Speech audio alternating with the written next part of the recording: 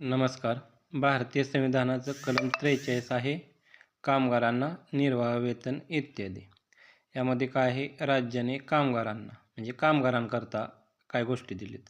आता इथं राज्याने आहे, राज्य म्हणजे राज्यसंस्था, जे कलम 12 आणि कलम 36 मध्ये या राज्यसंस्थेची व्याख्या डिटेलमध्ये दिलेली आहे.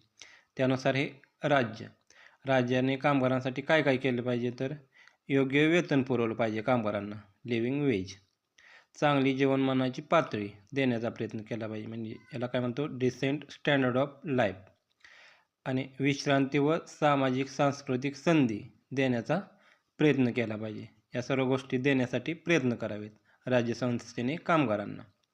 आणि दुसरं काय आहे, ग्रामीण भागासाठी कुटीर उद्योग म्हणजे कॉटेज इंडस्ट्रीज वाढवण्यावर भर द्यावा.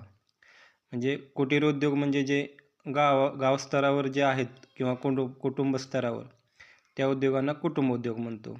जे लोकलमध्ये जे काय कच्च्या मालावर आधारित असतात त्याला कुटीर उद्योग, हे वाढवण्यावर भर द्यावा, असं हे मार्गदर्शक तत्व आहे. म्हणजे हे कंपल्शन नसतं आहे राज्यसंस्थेला, फक्त हे मार्गदर्शन आहे. संविधानानं मार्गदर्शन केलं आहे आणि त्यानुसार राज्यसंस्था प्रयत्न करेल असं दिलेलं आहे.